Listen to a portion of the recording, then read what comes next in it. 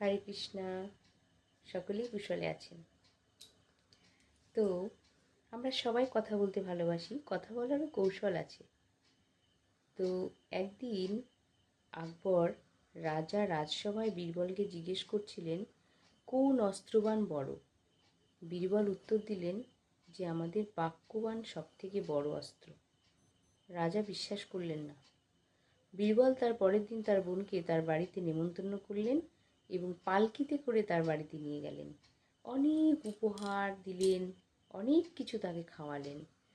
তো খাওয়ার সময় আকবরের বোন বলছে, আর খেতে পাচ্ছি না এত খাওয়ার। তখন বীরবল বললেন, খাচ্ছিস তো খা, তুই তো তোর বাপের খাচ্ছিস না। এই যে এই কথাটা বলাতে তক্ষুনি রেগে গেলেন। তিনি পালকিতে গেছেন ভুলে গেলেন, খাবার ছেড়ে হেঁটে চলে গেলেন আকবরকে জানাতে, এক্ষুনি বীরবলকে শুল দিয়ে দণ্ডদান দেওয়া হোক। রাজা বললেন, নেমন্তন্ন খেতে গিয়ে কি এমন হয়েছে? বীরবল এসে তখন আকবরকে জানালেন যে আমি তাকে পালকিতে নিয়ে গেছি, অনেক উপহার দিয়েছি, নিজে হাতে বাতাস করেছি, অনেক খাবার খাইয়েছি, শুধু দুটো বাক্য বলেছি, খাচ্ছিস তো খা, আমার বাপের তো খাচ্ছিস, তোর বাপের তো খাচ্ছিস না। এই দুটো কথাতে উনি রেগে গেছেন। এই দুটো কথাতে আমার মৃত্যু হয়ে যাচ্ছে। তো এই জন্য বলেছিলাম যে অবাক্যবান সব থেকে বড় অস্ত্র। এরকম আরেকটি ঘটনা আছে। দুই হাজব্যান্ড ওয়াইফের মধ্যে খুব ঝামেলা হয়। এত ঝামেলা হয় তারা সিদ্ধান্ত নেয় যে আমরা আর একসাথে থাকবো না। তারা ডিভোর্স পর্যন্ত নেওয়ার চিন্তা ভাবনা করে।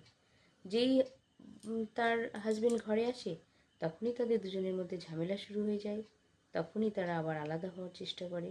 আবার যখন আলাদা হয় ভাবে আমি কেন এটা বললাম, খারাপ হয়ে গেল, এটা ঠিক নয়। আবার যখন এক জায়গায় হয় আবার রাগারাগি, আবার ঝামেলা। তো স্ত্রী তিনি একদিন এক সাধু বাবার কাছে গেলেন। তাকে বললেন, আমাদের মধ্যে এরকম এমন ঝামেলা হচ্ছে যে আমরা ডিভোর্সের জন্য চিন্তা ভাবনা করছি। আবার সন্তানের দিকে তাকিয়ে ভাবছি এটা কি ঠিক হবে, আপনি কিছু করুন। সাধু বাবা বললেন, আমি একটা তোমাকে মন্ত্রপুত জল দেব। তখন সাধু বাবা একটা মন্ত্রপুত বোতলে করে জল দিলেন। দিয়ে ওনাকে বলে দিলেন যে এই জলটা আমি দিচ্ছি, যখনই তোমাদের মধ্যে ঝগড়া বাঁধবে তখন জলটাকে তুমি এরকম করে মুখে নেবে, খাবেও না আর ফেলবেও না। তো তখন আবার বাড়িতে যাই।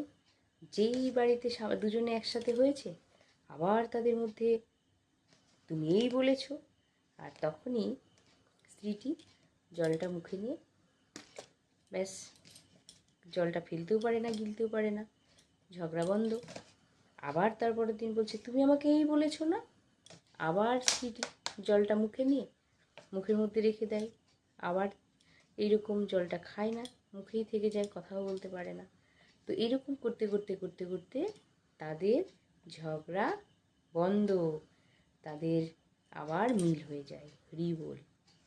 তারপরে তারা সাধু বাবার কাছে আসে, বলে আপনি কি এমন জল দিয়েছেন যে আমাদের দাম্পত্য কলহ মিটে গেছে, আমরা আবার এক হয়ে গেছি, আমাদের বাঁচালেন। তখন সাধু বাবা বললেন, আমি যে মন্ত্রপুত জল দিয়েছি এটা হচ্ছে কোনো মন্ত্র নেই, এটা হচ্ছে একটা শুদ্ধ জল। এই জলটা তোমাকে বিশ্বাস জাগিয়েছে। তো এই বিশ্বাস নিয়ে তুমি কোনো কথা না বলে, তুমি বাক্য প্রয়োগ না করে আজকে এই দাম্পত্য কলহ থেকে বেঁচে গেছো।